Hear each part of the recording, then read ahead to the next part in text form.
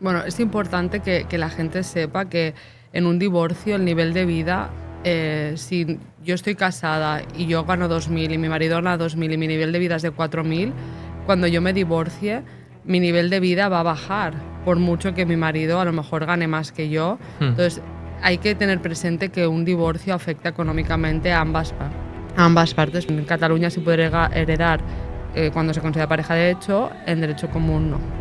Excepto que otorgues el testamento, y por eso es Exacto. muy importante muchas veces otorgar testamento. Hay parejas que, por el motivo que sea, no quieren contraer matrimonio, se encuentran en el momento del fallecimiento de su pareja, no tienen ningún derecho hereditario, ¿no? ¿Por qué? Porque no había testamento. Es muy importante testar. Sí. Total, es que el lenguaje también nos ayuda a crear realidad. Entonces, ahora ya no se le llama tutela, se le llama asistencia en Cataluña, y fuera de Cataluña pues tenemos la curatela. Poco, se está muy enfocado con los menores y es muy importante, pero la gente mayor también necesita de esta protección y a raíz de esto existe cada vez más, se plantean procedimientos de modificación de esta capacidad, para que se ocupen cuando pues, no están en plenas facultades, y de estos temas también vemos en el despacho. La forma en la que tú sepas 100% que ese testamento no se va a cambiar es cuando existe un pacto sucesorio, que todos los miembros que están en ese testamento, en ese pacto sucesorio, tienen que acudir al notario para poder cambiarlo. Es la única forma que existe en la que tú te vas a asegurar que lo que testas ese día es así, que no se puede modificar. ¿Cuál es la ley personal que en el Líbano se le aplicaría a esta persona? Si es un cristiano ortodoxo o un cristiano maronita, se le aplicarán las normas que se aplica a los cristianos maronitas en el Líbano. Si es musulmán sunita, se le aplicarán las normas de la Sharia, de la ley islámica, cómo se interpreta de acuerdo con los tribunales islámicos sunitas. Hay sociedades de tradición musulmana que el divorcio lo ven algo malo para la mujer porque le va a costar encontrar pues, otro marido en el futuro, pero en realidad, desde el punto de vista estrictamente religioso, el divorcio en el Islam existe hace 1400 años. Bienvenidos al nuevo capítulo de La Ley en Cuestión. Estamos en el episodio número 6 y ahora que se acaba verano volvemos más fuertes que nunca. También al acabarse verano ha empezado la época de septiembre, ¿no? Que para muchos es el principio del año. Lo que me gustaría presentar hoy son dos expertos que acompañan a gente que empieza el año a lo mejor, digamos, no de la mejor manera, pero ayudándoles siempre a ejercer sus derechos. Me estoy refiriendo a dos expertos en derecho de familia. Derecho de familia es una de las áreas de derecho que más casos hay y donde es necesario contratar a un experto para que te asesore de la mejor manera. Y por eso me hace especial ilusión presentar a dos expertos que tienen su propio despacho, el despacho Mansilla & Llop. Y nada, para empezar, empezaremos presentándoos a Gemma. ¿Qué tal, Lauren? Gracias. Gracias por compartir, invitarnos a esta sesión hoy en septiembre. Arrancando. Sí, arrancando a tope. Gracias. Y a Paul. Hola, Lauren. Muchas gracias por la invitación y felicidades por la ley en cuestión. Un placer estar aquí contigo. Bueno, antes que nada, yo a todos los invitados les hago la pregunta de ¿por qué escogisteis esta profesión y por qué os especializasteis en lo que os habéis especializado? Gemma. Respecto a la primera pregunta, la profesión, tengo que reconocer que los números no son lo mío. Elegí bachillerato humanístico y a partir de ahí, de las opciones que tenía, la que más me encantaba y me llamó la atención fue Derecho. Entonces ahí sí que fue una elección consciente y necesaria, porque matemáticas no creo que aún estaría en la URI. Y respecto a derecho de familia, también fue un poco lo típico que se dice, ¿no? Que la especialidad te elige a ti, y en este caso fue así. Yo siempre había querido hacer derecho penal, pero no me visualizaba haciendo las prácticas en este área. Claro. Y las prácticas del máster las empecé en derecho de familia y ya fue algo que me encantó y desde entonces. Amor a primera vista, entonces. Un poco sí. Sí, sí, que va muy bien el amor en derecho de familia, pero sí, amor a primera vista total. Necesario. Sí, sí, necesario. ¿Y tú, Paul? ¿Qué nos cuentas? Pues en mi caso, Lauren, fue un poco casualidad la elección de la especialidad, pero en cuanto al ejercicio de la abogacía o el derecho, siempre pues, he querido estudiar derecho. Eso sí, la especialidad, yo empecé pues, cursando Derecho del Medio Ambiente y era derecho administrativo, una materia que en la universidad me gustaba, pero en la práctica pues no tanto. Y un poco probando, la especialidad me eligió a mí, como dice Gemma. Claro. Bueno, entonces compartís eso también.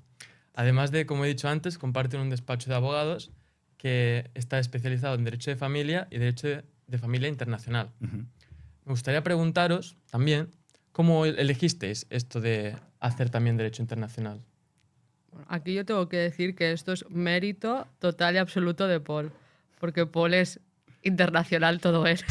O sea, tiene pasión por lo que es el mundo, por decirlo de alguna forma, por viajar.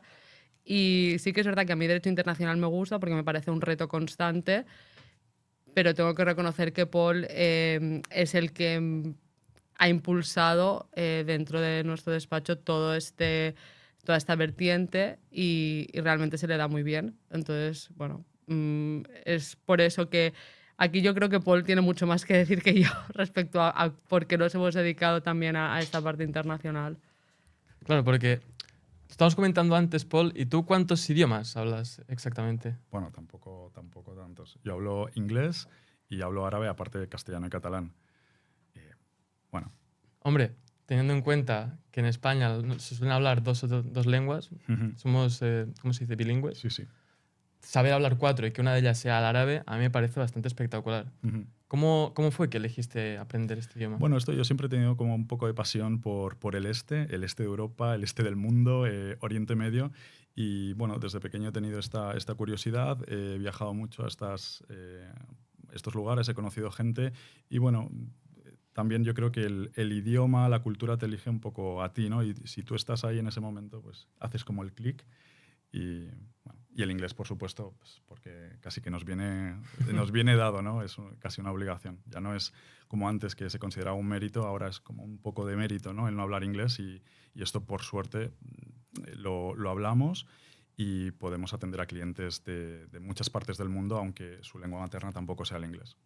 Claro, a mí me llama especialmente la atención porque al ser una religión diferente, ¿no? Porque la gente que habla árabe normalmente no es cristiana, es de religión musulmana. Uh-huh.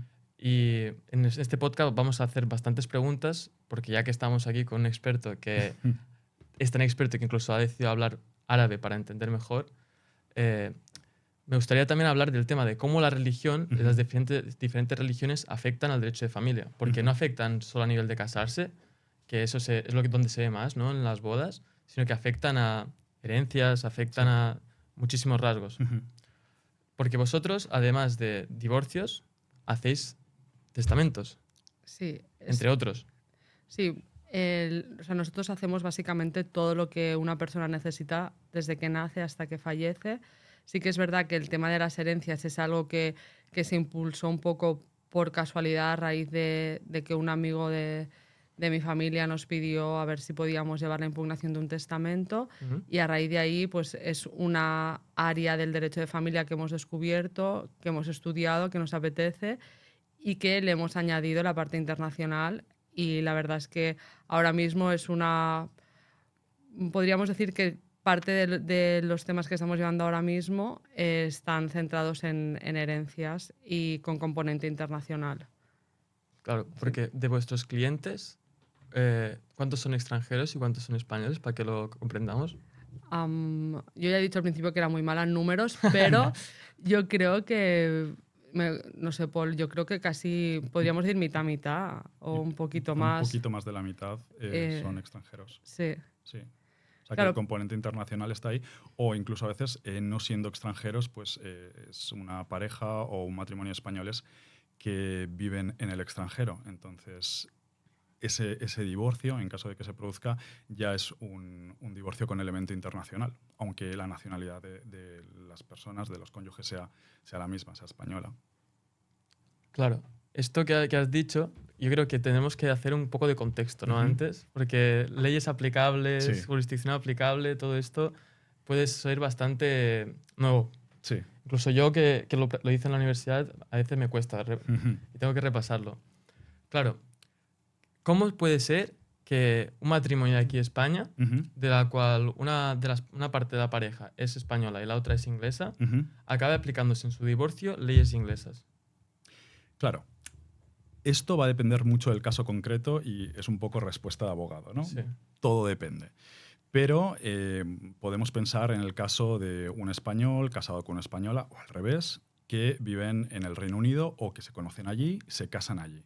Claro, este matrimonio ya tiene un régimen económico matrimonial, que es, digamos, el conjunto de normas que va a regular toda la, digamos, el patrimonio o la economía común, que va a tener todo el sentido del mundo en el momento en el que este divorcio se produzca. Entonces, en este caso, imaginemos que estos señores pues, se conocen en Reino Unido, viven allí y poco antes de su divorcio vienen a vivir a España y se divorcian en España, porque su residencia habitual la tienen aquí. Pues el régimen económico matrimonial, en principio, tendremos que pensar que es el inglés.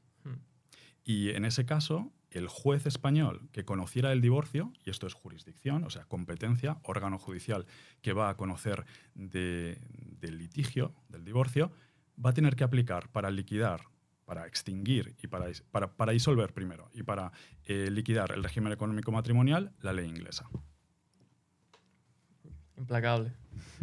Vale, esto en verdad también tiene un poco de parecido a lo que funciona dentro de España, ¿no? Porque en España está dividido por comunidades autónomas, de las cuales cada una tiene alguna competencia. Y no sé si, Gemma, nos podrías ayudar a entender, por ejemplo, aquí en Cataluña, cuál es el régimen cuando haces el matrimonio. En Cataluña existe lo que es el régimen económico matrimonial de separación de bienes. A nivel estatal existen 3 tipos de regímenes económicos. Es el de separación de bienes, lo que sería gananciales, luego existe partición de ganancias. Entonces, respecto a Cataluña, siempre es separación de bienes. Normalmente no hemos tenido ningún supuesto en que la gente vaya a elegir gananciales. Pero se podría. Pero se podría. Y a la inversa sí que hemos tenido supuestos en los que la pareja o sea, que en ese momento son novios, se casan en Madrid, entonces sí que hacen previamente capitulaciones matrimoniales eligiendo el régimen económico de separación de bienes. ¿Qué son las capitulaciones matrimoniales? Serían pactos en previsión de la ruptura, es decir, Vale. la pareja lo que regula mediante esta escritura es como si dijéramos las normas que van a regir su divorcio. Vale. Y entonces en una de estas es que se elige todo el tema del régimen económico matrimonial, pensiones compensatorias, la parte que hace referencia a los menores. Se puede regular también, pero no va a tener validez cuando el juez entre a revisar todo lo que afecte a menores en su momento.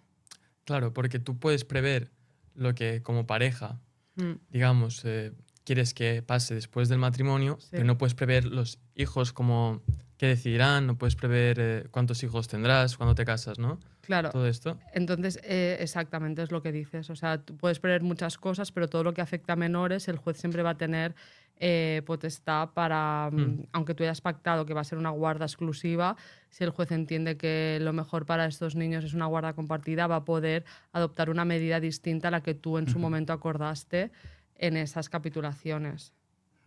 Pero siempre es mejor, Lauren, esto siempre lo decimos, que es bueno y conveniente el tener unos pactos en previsión de la ruptura pues, en donde las partes, aparte de las cuestiones económicas, las puedan regular también los efectos personales, ¿no? Entonces, en caso de litigio que luego no se pongan de acuerdo en cumplir esos pactos, estos cónyuges siempre tendrán un documento que podrá hacer valer la parte pues, a la que más le interese, en donde podrá acreditarle al juez que había una intención de pactar ciertas cosas. Es verdad que luego tendrás que acreditar qué es lo que se ha modificado a lo largo del tiempo y qué es lo que hace diferente o qué es lo que no va a hacer que estos pactos se cumplan. Sobre todo en cuestiones personales que afectan a menores.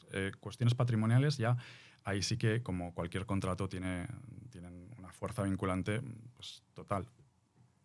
Salvo también que esto ocurre, que hubiera habido algún tipo de ocultamiento de información económica o que la situación económica de las partes que contratan, o sea, que formalizan esta escritura de pactos en previsión de la ruptura, haya cambiado muchísimo su situación. En ese caso, el juez también se podría desvincular. Y ahí también entra, bueno,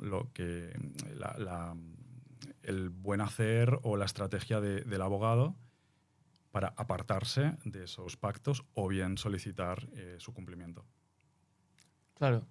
Aquí entra una pregunta que a mí me llama la atención hacerla, porque desconozco totalmente. ¿Hay alguna cosa que el juez pueda preguntar a las partes que directamente le da la custodia a la otra parte? Me explico. El juez puede hacer una pregunta a una de las partes, por ejemplo, ¿has sido infiel o hay alguna cosa, X cosa que digas, por esto que has hecho y que está demostrado, los niños van a tener la custodia de parte para la otra parte? ¿Me explico? Sí, sí, entiendo lo que quieres decir. En este caso, en España el divorcio no es causal, o sea, no existe Vale. ningún motivo que tú tengas que alegar por el cual quieres divorciarte. Entonces, en caso de que existiera infidelidad, no lo tenemos que probar en el juicio, no se habla de esto, es totalmente aparte, aunque en las reuniones a veces lo comenten. Respecto a los niños, el juez únicamente tiene en cuenta lo que es la rutina de estos niños a lo largo, desde que nacen hasta que llega el momento del divorcio. Entonces, siempre se tiene en cuenta pues, quién se ha ocupado de estos niños desde que nacieron, cuáles son sus rutinas, si existe una compatibilidad de horarios laborales respecto a los progenitores para seguir ocupándose de estos menores. Incluso cuando existen progenitores que tienen algún tipo de enfermedad mental o algún tipo de adicción, si esta enfermedad mental o adicción tiene un tratamiento y no impide ejercer una guarda de forma responsable y de forma adecuada, no es automático el hecho de que uno de los progenitores sufra alguna de estas patologías para que no se le otorgue la guarda. O sea, no existe nada que directamente haga un juez no otorgar la guarda, a excepción de que exista violencia de género. Bueno, si quieres comentar esto, porque sé que hemos tenido algún tema de estos en el que, bueno... Es decir, si hay violencia de género, automáticamente la guarda va para la otra parte. La guarda compartida en ese caso no es posible. Esto hay una reforma legal que se ha hecho a nivel estatal y a nivel catalán recientemente, pero con independencia de esto, ya antes de esta reciente reforma, pues el Código Civil catalán impedía la custodia compartida en los casos de violencia doméstica. Y en estos casos lo que ocurría básicamente es que incluso antes de tener pues, un juicio penal para determinar la responsabilidad criminal del marido o del miembro de la pareja, se impedía la custodia compartida. Por lo tanto, por mucho que se pidiera y por mucho que en el procedimiento penal no estuviera muy claro si esa persona había cometido o no el delito de violencia, el juez de violencia sobre la mujer no podía y no puede tampoco actualmente acordar una custodia compartida. Ostras. Vale. Y ahora, indagando más en este tema, estamos en un juicio de divorcio. Y una de las partes económicamente le va muy bien, digamos, mientras que a la otra justamente la han despedido o ha tenido X problema y se ha quedado sin dinero. Sí.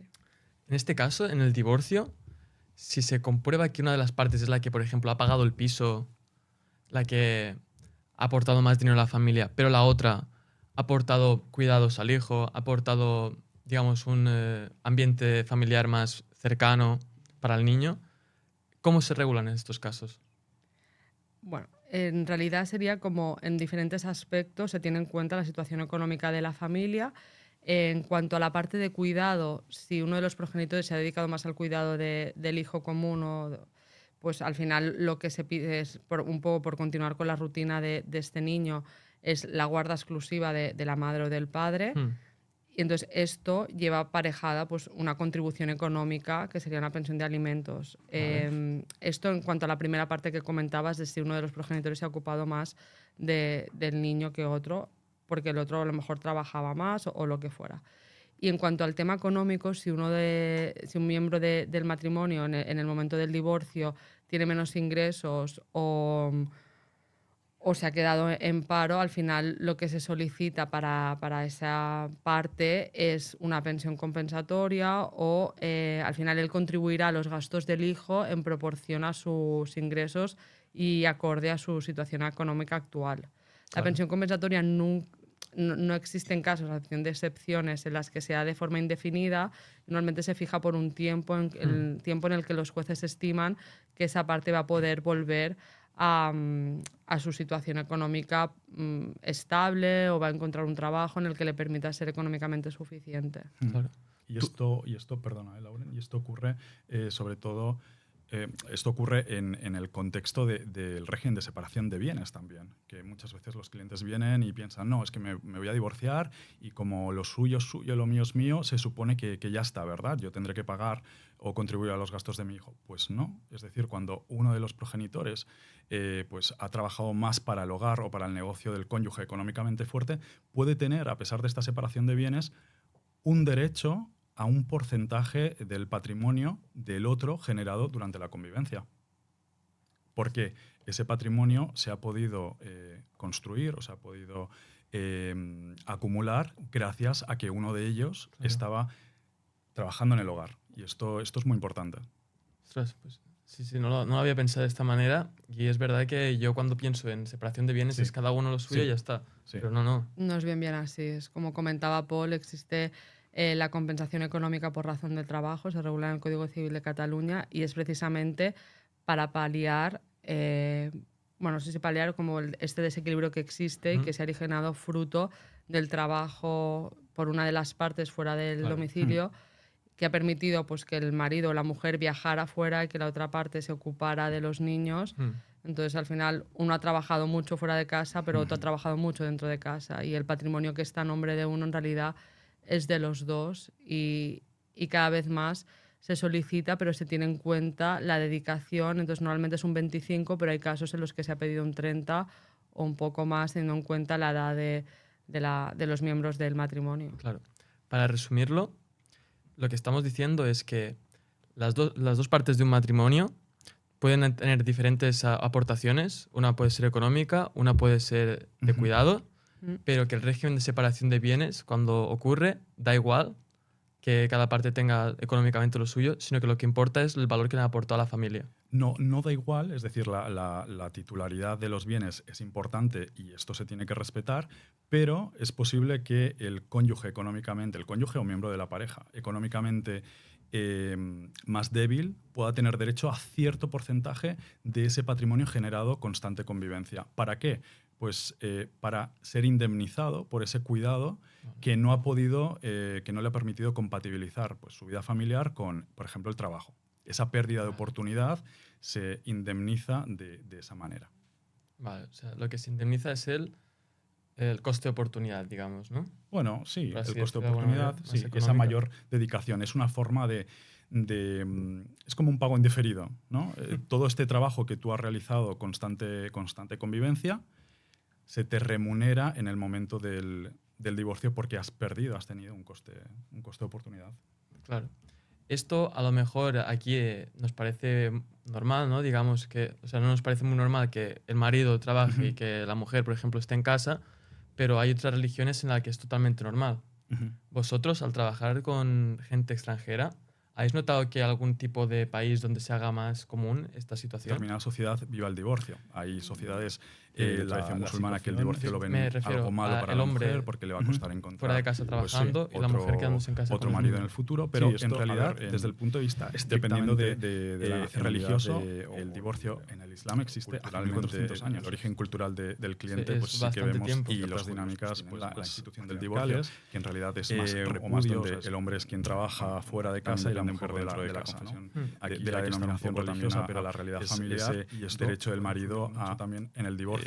Ya no tanto de la mujer, en ¿no? el divorcio judicial, sino antes del Islam, extrajudicial, el que siempre intentamos antes de tener que ir a un juzgado, que es básicamente Y has llegar dicho a una un cosa acuerdo. muy curiosa, el Cuando uno derecho tiene que del llegar a un marido de acuerdo como abogado, desvincularse de la tiene que mujer. tener en cuenta pues, ¿Puedes esta explicar esto realidad más en profundidad? familiar e intentar que permee cómo se regula alguna virtualidad la institución toda de esta del realidad divorcio en el acuerdo que en la religión religión judía se básicamente es se pueda un afirmar. derecho en Claro, principio, si porque hablamos de la vosotros tratáis ortodoxia con judía, clientes que unilateral no que son de ejerce la el religión marido, cristiana, sino que también tiene que son dar musulmanes, un por certificado, ejemplo, lo que en se este llama caso, get y los a la judíos mujer que, para que ésta bueno, pueda la religión divorciarse. judía. En la ¿No sé si tiene práctica, algún esto es nombre lo que dice, concreto digamos, la o ortodoxia alguna y, nomenclatura de la religión judía? religiosa, pero Judía. luego Sí, en No hay práctica, diferentes pues, tipos de tenemos infinidad religiones judías. de Bueno, hay diferentes denominaciones, depende también un poco de la familia, del entorno cultural, es decir, el judaísmo, la ley judía se conoce como una religión y la ley islámica se conoce como que Sharia. aunque en comparación Pero que con es la verdad comunidad que islámica sea muy pequeña, el número en el caso del derecho islámico, personas, pues 4 es escuelas muy rica. de pensamiento jurisprudencial, es que hay miles de años son las que de desde historia, el ¿no? nacimiento del Islam y de literatura se ha ido Me desarrollando imagino. y que son las que, Una de las dependiendo preguntas del que también me país de surge a partir tradición de aquí islámica que se es trate, pues que tienen más, las religiones mayor al o final menor también tienen influencia, ¿no? sus, digamos, No tradiciones hay que un conlleva. derecho islámico, Y en el digamos, caso de pétreo divorcios de o personas, por ejemplo, uniforme en todos musulmanas los que países practican de el tradición Ramadán, islámica, no. o de personas judías que practican Hanukkah o el aplican Sabbat, leyes puramente civiles. ¿cómo Claro, se una de las distribuye? cosas que me sorprendió O sea, me cuando hablé refiero, contigo aquí es muy fácil, ¿no? que- En España, sí. porque las fiestas que hay, musulmanes, las hay los para judíos, todos. Sí. No solo en regularse el septiembre, divorcio que hace solo hay en muchísimos Cataluña. años. Que, Años. Claro, Y- yo pensaba que pero claro, era así, cuando que tú tienes está otra muy mal religión, visto. ¿cómo Y no, distribuyes no, las dijiste que no, vacaciones que con es los diferentes bastante común. progenitores? Sí, es bastante común. Bueno, aquí es verdad que Sí, en aquí realidad, ya tenemos lo que es, digamos, cuando el cuerpo nosotros religioso y las normas solicitamos religiosas y o otra sea, cosa es la también guarda no es más culturalmente que el como una- tiempo, ¿no? De los progenitores con cada hijo o con los hijos. Entonces, al final en las vacaciones es la distribución de este tiempo y no solo en matrimonios con otra religión hay otros tipo de vacaciones. También nos encontramos con menores que acuden a colegios internacionales que las vacaciones tampoco coinciden con lo que serían las vacaciones escolares del calendario lectivo español. Entonces, igual que solicitamos unas vacaciones adaptadas a lo que sería el colegio inglés, el colegio francés, tal, pues lo mismo para los progenitores que profesan esta religión, porque al final, si es de mutuo acuerdo, el juez lo que va a comprobar, bueno, en este caso el Ministerio Fiscal, que es quien vela por el menor, va a comprobar que efectivamente este niño o niña esté similar, o sea, en los mismos tiempos o similares con cada progenitor, que lo que se pide tiene un sentido. Entonces ahí la religión quedaría en un segundo plano porque lo que se mira en sí son las estancias de este hijo o hija con sus progenitores y que tenga un sentido, que no digamos un día con cada uno, por ejemplo. Esto no se hace, pero me refiero por poner un ejemplo. Sí, sí. ¿Tienes algo más que aportar tú, Paul? Bueno, sobre todo la vía del acuerdo es la que mejor permite configurar lo que va a ser la vida familiar después de la ruptura. Pero también ocurre en matrimonios mixtos, y mixtos aquí no me refiero ya tanto al elemento internacional, sino de confesión, como tú estás comentando, Lauren, pues por ejemplo, el matrimonio de un musulmán con una cristiana, ¿no? Pues las festividades islámicas tiene sentido que si el niño pues tiene esa relación con la cultura o con la confesión del padre, pues que la madre ceda, ¿no? en estos días especiales para el padre, que ceda ese derecho que ella puede tener a pasar tiempo con su hijo al padre, para que ese niño tenga esa relación. Y al revés también, es decir, hablo de padre-madre indistintamente. Claro. Bueno, yo creo que, no sé si tenéis alguna cosa más que os gustaría comentar sobre el tema de divorcios o de familia, de pensiones o sea, algo del estilo pensiones compensatorias, ¿no? Que es un tema que a lo mejor hemos escuchado pero no sabemos muy bien qué significa. Si queréis aclarar alguna nomenclatura o alguna cosa más que la gente debería saber. Bueno, es importante que la gente sepa que en un divorcio el nivel de vida, si yo estoy casada y yo gano 2.000 y mi marido gana 2.000 y mi nivel de vida es de 4.000, cuando yo me divorcie, mi nivel de vida va a bajar, por mucho que mi marido a lo mejor gane más que yo. Entonces, hay que tener presente que un divorcio afecta económicamente a ambas partes, con independencia de que uno de los miembros gane muchísimo. Entonces, es importante tener esto presente porque la pensión compensatoria no tiene una función equiparadora al salario del cónyuge que la tenga que abonar, sino se supone que es una ayuda para que ese desequilibrio que se produce sea momentáneo y ayude a largo plazo o a corto plazo a encontrar el nivel que te correspondería si no te hubieras dedicado a lo mejor más a la familia o a la casa. Claro. Esto es básicamente esto respecto a la pensión compensatoria. Sí. Yo creo que ya está, ¿no? De esto. Bueno, y que no es indefinida tampoco, ¿eh? Y que tiene un tiempo concreto y que es muy importante que esto la gente lo sepa también, que debe solicitarse cuando tú interpones el divorcio, la primera acción que tú realizas ya lo debes solicitar. Si no, pierdes el derecho a poder pedir una Vale. pensión compensatoria Sí, después. esto es muy importante y de ahí, Lauren, que nosotros siempre aconsejemos, no para barrer hacia casa, ¿no? Pero aconsejamos que la persona que está pues, pensando en divorciarse, en separarse o que está en medio de una guerra familiar se asesore antes de iniciar nada, porque es lo más importante y prever el escenario también futuro, sobre todo para dar también cierta coherencia y seguridad a los hijos cuando los hay, que es lo más importante. Y nosotros siempre lo decimos, que nuestro primer cliente para nosotros es el hijo del cliente. Y muchas veces ocurre que nos vienen personas, nos vienen pues, padres que tienen unos horarios imposibles de compatibilizar con el cuidado de sus hijos y te dicen, bueno, no, yo como padre pues tengo derecho a estar con mi hijo la mitad del tiempo igual que la madre. Bueno, sí, así en abstracto, pues sí, como progenitor tienes el mismo derecho que la madre a estarlo, pero si tu vida, tu logística no te lo permite, evidentemente tu hijo no va a estar con una canguro a costa del tiempo que podría pasar con su madre. Entonces, en este caso es muy importante que el abogado haga un poco de agente de la realidad, que informe a esta persona de, oye, esto que dices a lo mejor no es realista. No. El derecho de familia es, por supuesto, ley, jurisprudencia, pero también mucho sentido común. Y a veces la persona que te viene en este contexto de saturación mental y emocionalmente pues superado necesita un poco de golpe de realidad. Y esto es algo que los abogados tenemos que hacer porque somos el primer operador jurídico al que se enfrenta el cliente, ¿no? Luego va a pasar por el juez. Entonces yo le puedo decir al cliente, sí, lo que dices, vamos a pedir la custodia compartida. Pero si este señor no tiene tiempo porque es, pues, por ejemplo, un piloto que trabaja en una aerolínea y está la mayor parte del mes fuera, pues hombre, no le vamos a decir que tiene el mismo derecho que la madre a estar con su hijo porque no lo puede cumplir. Y ningún juez que haga bien su trabajo va a permitir esto. Claro, porque de nada sirve tener la custodia si tu hijo va a llegar a casa y va a estar solo en casa, ¿no? Claro, y el juez no te la va a dar. Para empezar, con toda la razón del mundo, porque el juez y el Ministerio Fiscal, que también son partes en los procedimientos de familia en donde hay menores, tienen que velar porque el interés del niño se proteja siempre. Claro. Y los abogados también. Una de las cosas que me sorprende del Código Civil es que yo fui a una boda hace un par de días y antes de casarse les leen los derechos y los deberes. Que mucha gente se olvida de que tiene deberes cuando se casa.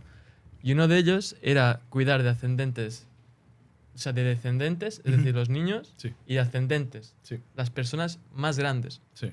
Claro, yo cuando dijo eso me quedé, ¿cómo que tenemos el deber de cuidar de los ascendentes? Ascendentes a los padres. Por ejemplo. Sí. Es que esto existe lo que sería la pensión entre parientes y puede ocurrir que un padre solicite una pensión de alimentos a un hijo. Claro.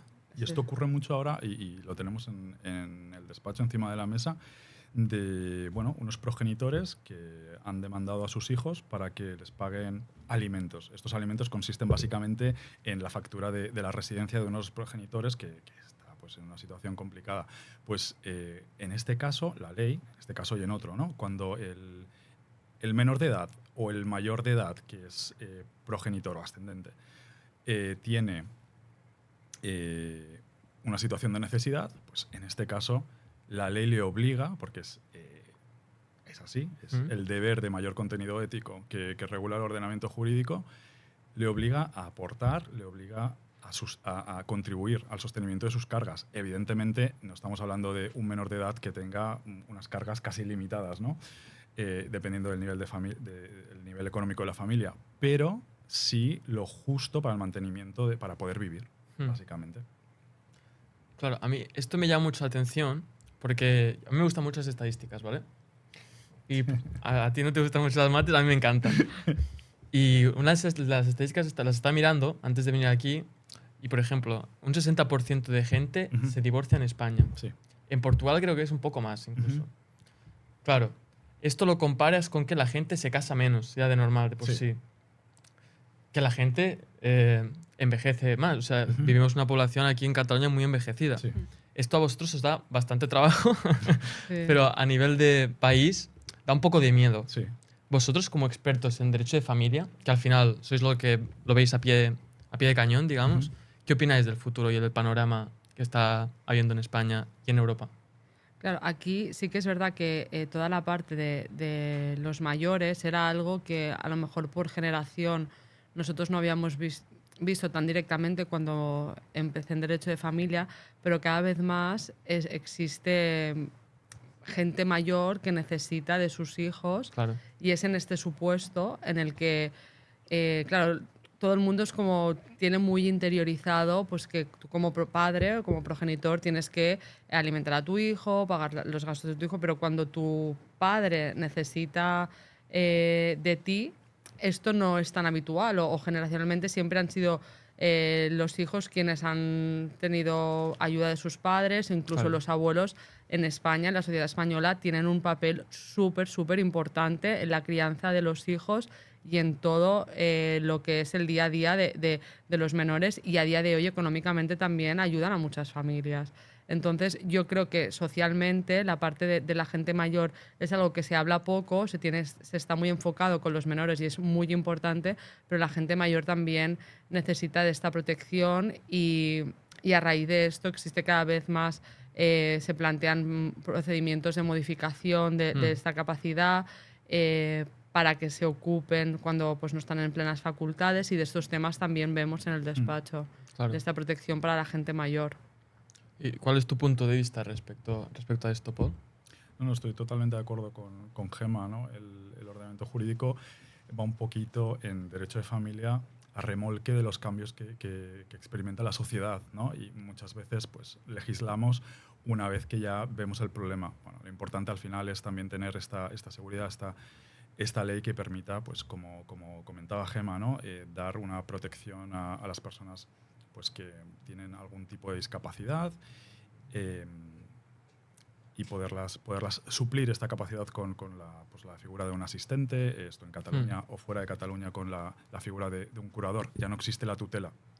Ya ¿No existe la tutela? No, existen figuras que, digamos, suplen la tutela, pero ya no lo llamamos tutela, sino que ahora la persona, pues, en esta situación, lo que se le intenta dar son medidas de apoyo. Es decir, pasamos de un esquema en el que esa persona, digamos, pierde cierta capacidad o su capacidad total, no se puede autogobernar, ¿no? Como dice el ordenamiento jurídico, a una persona que necesita ayuda en diferentes parcelas. Vale. Y de esta manera también dotamos o sea, no hacemos que esa persona pierda su dignidad, ¿no? A veces el nombre no hace la cosa, pero digamos que el lenguaje también nos ayuda a crear realidad. Claro. Entonces, ahora ya no se le llama tutela, se le llama asistencia en Cataluña y fuera de Cataluña pues tenemos la curatela. Ostras, no sabía que existía esto y creo que gran parte de la gente todavía no lo sabe. Y eso significa que se está regulando y que se está teniendo cada vez más intención de cuidar a los mayores, ¿no? Sí, exacto. Los grandes descuidados de esta sociedad. Sí, realmente, y una de las figuras dentro de las dinámicas familiares, los abuelos tienen un papel muy relevante, porque al principio hablábamos de las dinámicas, ¿no? de quién se ocupa de los niños. Es que a veces nos ha ocurrido que nos dicen, no, es que al final son los abuelos quienes iban a buscar al niño al cole. O son los abuelos quienes llevaban a los niños a las La custodia es extraescolares. para los abuelos. Claro, muchas veces tenemos que decir esto, pero... Y entonces una vez se separan, dicen, no, claro, pero es que nosotros ya lo hacíamos así, era mi madre quien iba a buscar a la niña, era mi padre. Claro, pero una vez se divorcian, la guarda la tiene que ejercer el progenitor y el papel de los abuelos pasa a ser un papel Claro. excepcional. Obviamente los abuelos tienen que tener contacto con sus nietos, pero ya no puede el abuelo ejercer la guarda que en realidad durante el matrimonio se hacía así de ese niño. Tienen un papel excepcional. Y hemos tenido algún tema en el que los abuelos eran realmente quien se ocupaba de estos niños y al probar esto en un juicio, al final la guarda no podía ser compartida porque uno de los miembros no podía ocuparse directamente. O sea, una cosa es que los abuelos estén presentes y tienen que estar. Nosotros somos defensores a ultranza de esto porque los abuelos aportan muchísimo en la educación de los niños, pero el progenitor tiene que estar de una manera presente. No constante, pero no puede ser que sea siempre los abuelos quien recoge todo esto. Y Entonces, perdona, Gemma, Sí, no, pero no. en relación con el derecho de los abuelos, que nosotros somos, acérrimos defensores de los abuelos y de su papel en la crianza, ocurre muchas veces que en contextos de máxima conflictividad pues uno de los progenitores no permite el contacto con los abuelos o con los padres de su ex.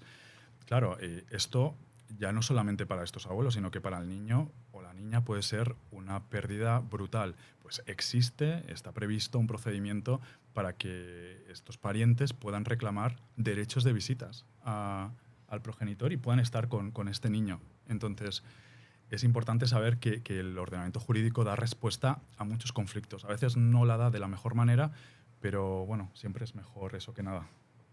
Claro.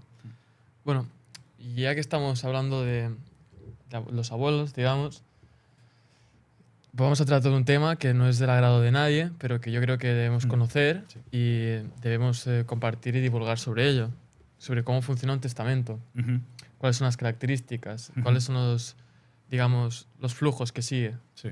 ascendente, descendente, cómo funciona todo esto, Ujú. ¿no? Pues creo que lo mejor sería empezar preguntando qué es un testamento. ¿Qué es un testamento? Buena pregunta. En realidad un testamento, o sea, la persona puede testar, o sea, sobre sus bienes y elegir a quién va a dejar esos bienes. Al final, lo importante es saber que tú puedes ir a un notario, decirle, yo tengo todo ese patrimonio, yo quiero dejar ese patrimonio a tal persona. Y esto un notario lo hará.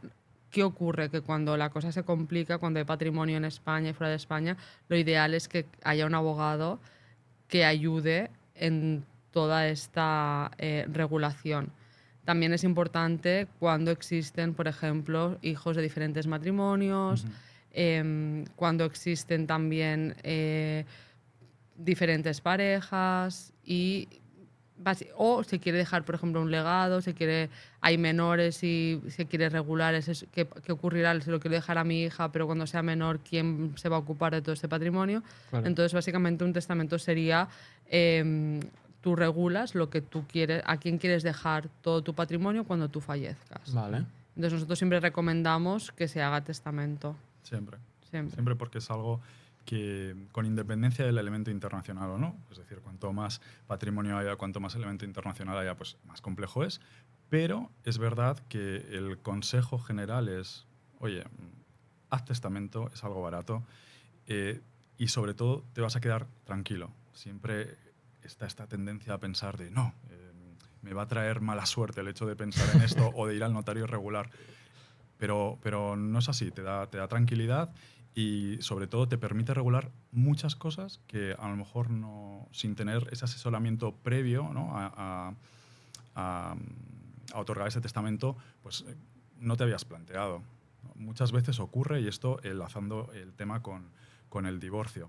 Muchas veces la persona que se acaba de divorciar piensa, bueno, estoy tranquilo porque si ya me muero, mi ex no va a heredar o no va a tener ningún tipo de derecho sobre mi patrimonio. Esto ya se ha acabado, se ha disuelto todo. No es así.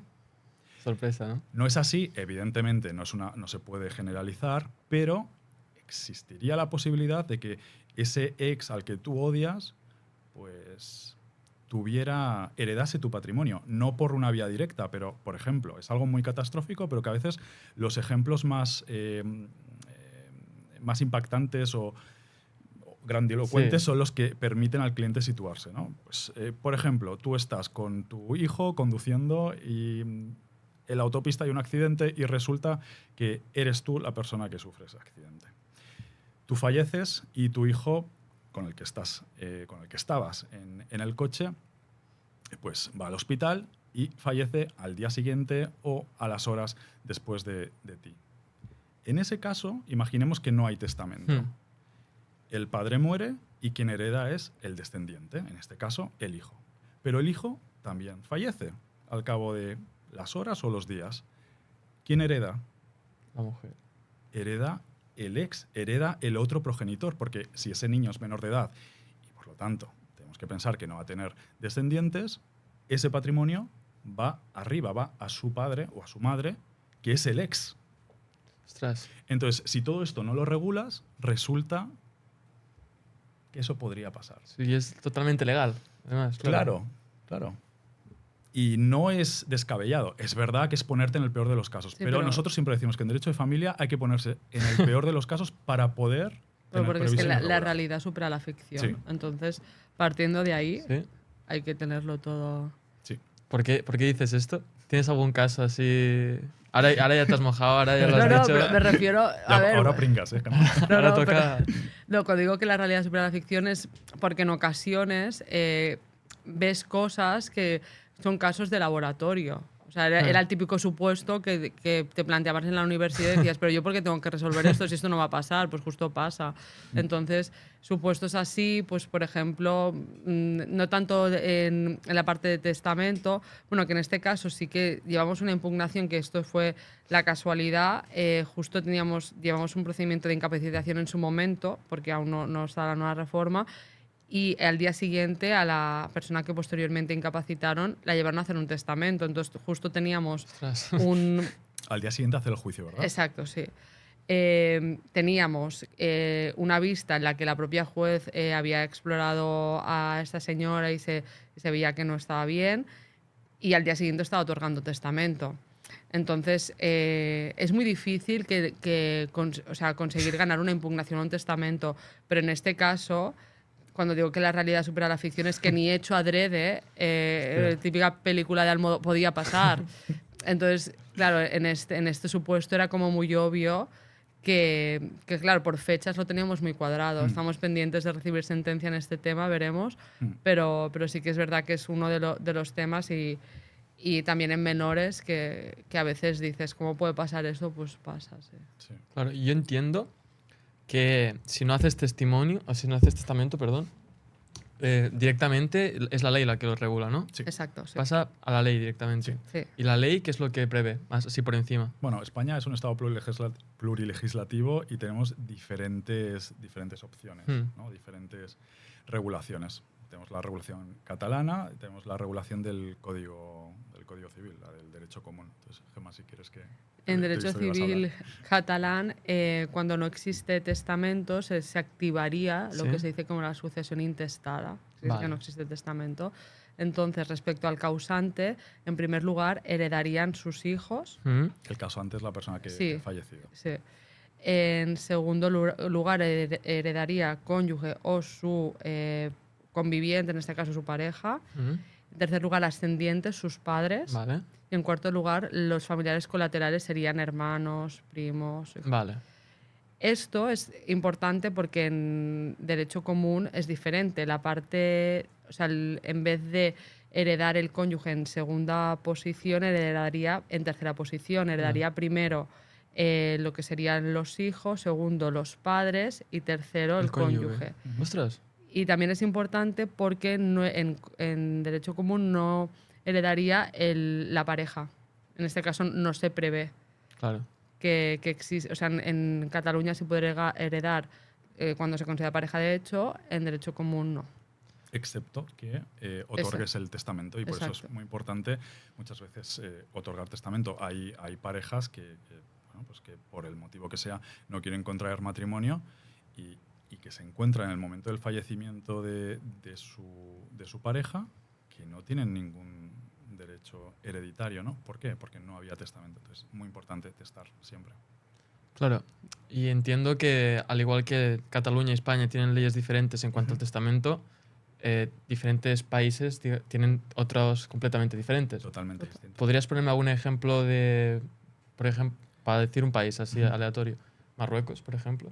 ¿Cómo lo regulan este? Bueno, es muy complejo porque es un derecho de familia confesional, es decir, que está inspirado por la ley islámica y la variedad de supuestos de herencia son brutales.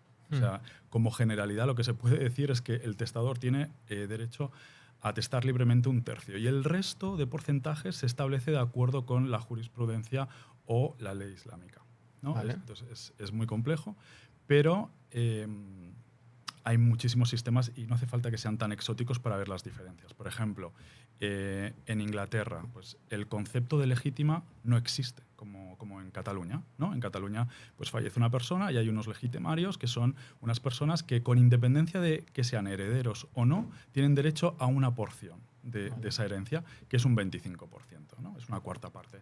Pues en el Reino Unido voy a decir, en Inglaterra no. Entonces, son diferencias que realmente a la persona que es extranjera y tiene algún tipo de conexión con ese país, puede tener cierto margen de maniobra y decir, pues mira, yo que soy inglés, que vivo en España casi toda la vida y tengo a mis hijos aquí, el día que yo fallezca no quiero que entre aquí a aplicarse el derecho catalán, por ejemplo. Pues si esa persona tiene una nacionalidad, como por ejemplo la del Reino Unido,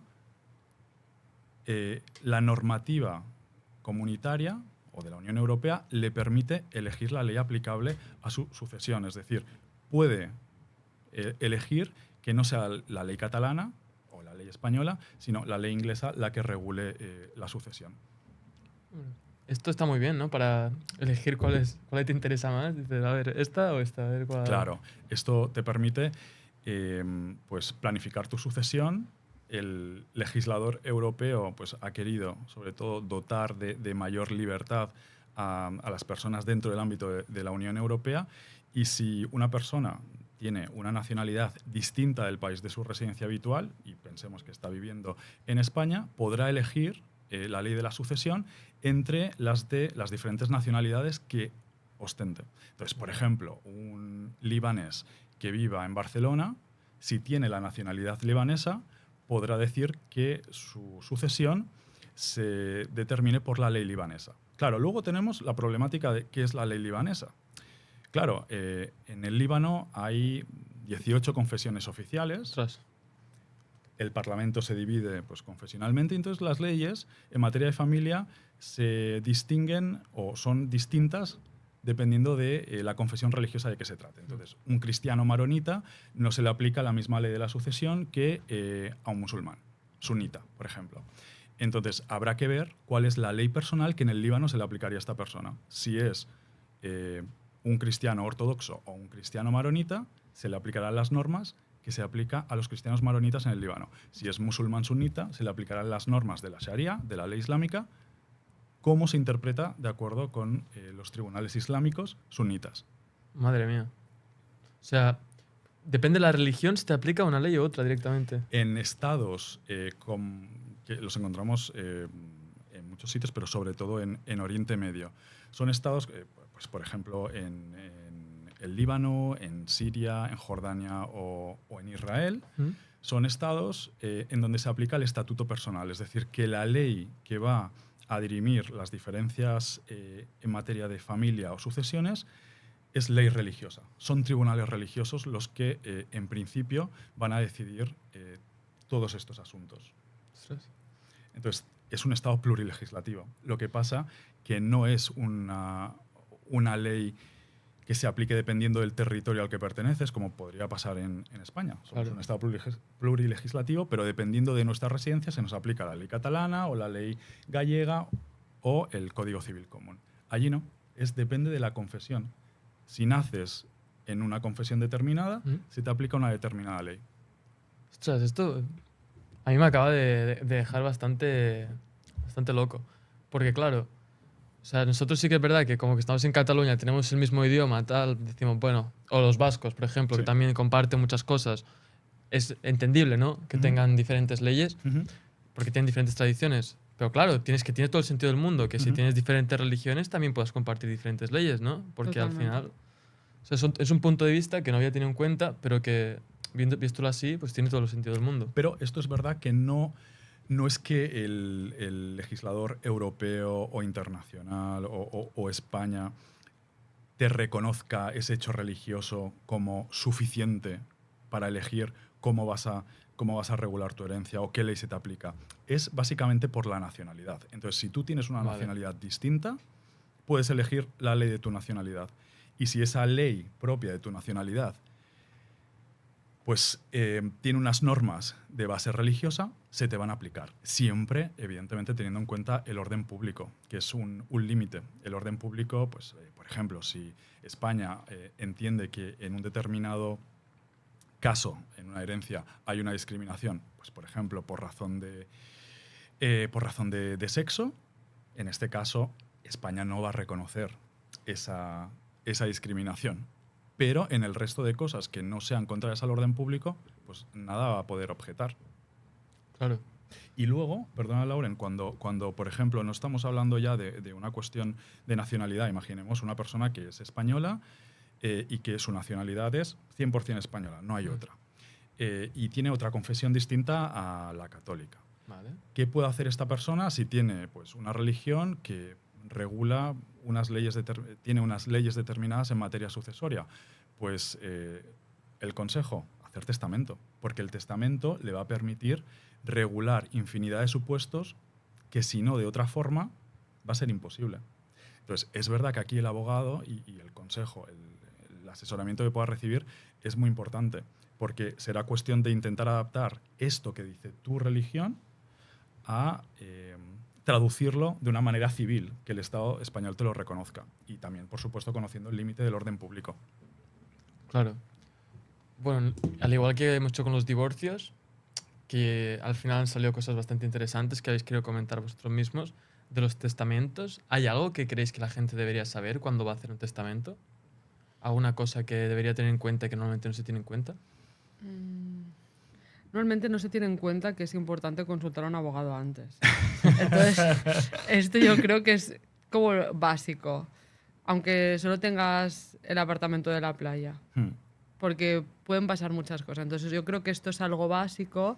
Sí que es verdad que yo en un inicio decía pues que es algo sencillo, que vas... O sea, también es importante tener un buen notario de referencia. Entonces al final los notarios hacen un papel muy importante de asesoramiento. Entonces ahí, si tú tienes confianza con un notario, pues súper.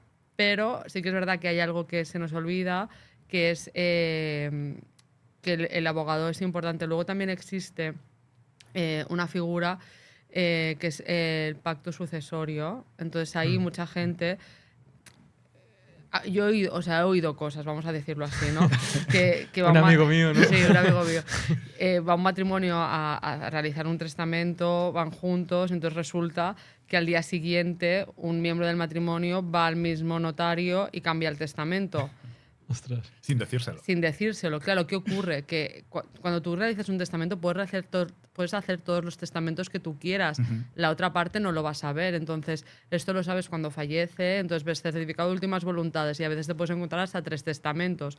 Claro, ¿cuál es la forma? La gente, no sé, yo creo que la gente, la mayoría lo sabe, pero la forma en la que tú sepas 100% que ese testamento no se va a cambiar es cuando existe un pacto sucesorio, que todos los miembros que están en ese testamento, en ese pacto sucesorio, tienen que acudir al notario para poder cambiarlo. Es la única forma que existe en la que tú te vas a asegurar que lo que testas ese día es así, que no se puede modificar, para que no hayan estos supuestos extraños de vamos juntos, hemos acordado una cosa, realizamos testamento cada uno de una manera, pero luego va uno y lo cambia. Entonces esto es importante también saberlo. Que los testamentos se pueden cambiar tantas veces quieras. Y va a tener únicamente validez el último. El último que hagas. El último que se realice, sí. Ostras. ¿Tú tienes alguna cosa? Esto ha sido muy interesante. O sea, ¿puedes repetir cómo es pacto sucesorio? Sí. O sea, básicamente lo que me estás diciendo es que tienen que ir todos los que forman parte del testamento a firmar para que el testamento sea válido. Si no, no es válido. No, o sea, sí, claro, se constituye con todos, pero para que se modifique ese pacto sucesorio tienen que ir todos los miembros que forman parte de ese pacto sucesorio. Vale. Entonces, ahí Si no está blindado. Exactamente. Si no está blindado. Sí. Exacto. Y esto es una opción que en determinadas familias, contextos y problemáticas, pues da seguridad cuando hay desconfianza y puede ser una solución para desencallar un conflicto familiar. Claro. Sí. Y luego, a nivel internacional, pensemos que cuanto más elemento internacional haya, más nacionalidades, es muy y sobre todo si hay bienes en diferentes estados, es muy importante el asesoramiento previo antes de hacer testamento, porque a lo mejor a la persona que tiene que hacer este testamento le vale la pena testar no solamente en España, si es que vive en España, sino también en el otro país. Y esa coordinación entre abogados es muy importante, porque si yo preparo con el cliente un testamento en España, claro, si eso contradice lo que diga otro testamento o ese testamento español luego en el otro país no es reconocible, pues habrá sido un papel mojado. Que es verdad que el cliente no lo sabrá porque estará muerto, ¿no? pero, claro, dejas a la gente con un problema. Entonces, sobre todo, igual que en los asuntos de divorcio, asesoramiento previo es la clave. Y Es un vital. trámite que pueden hacer, que es muy interesante, el día que vayan a otorgar testamento, es pactos,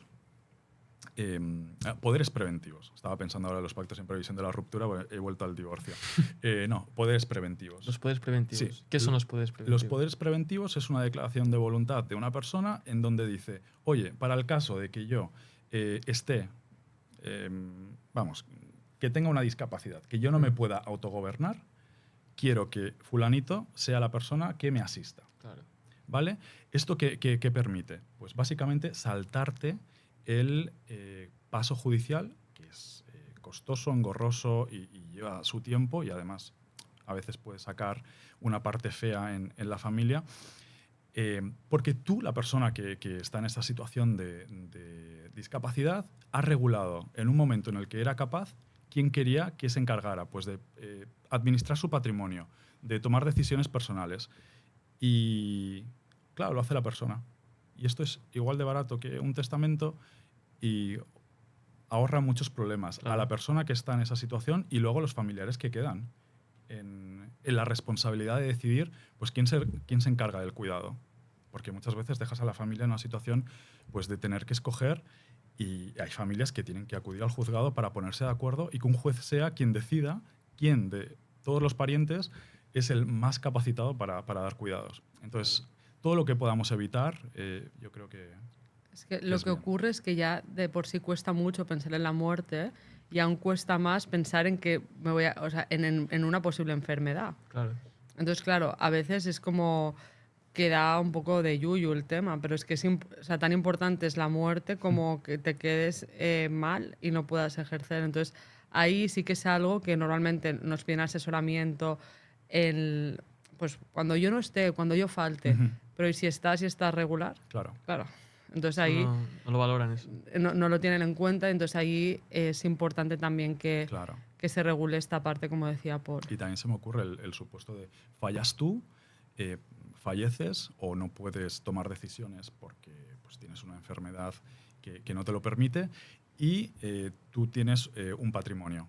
Y este patrimonio, vamos a decir que tu hijo tiene un patrimonio pues, que tú, por ejemplo, le has donado o lo que fuera. Pues, claro, si tú no determinas quién es la persona que va a gestionar este patrimonio, Claro. resulta que va a ser tu ex.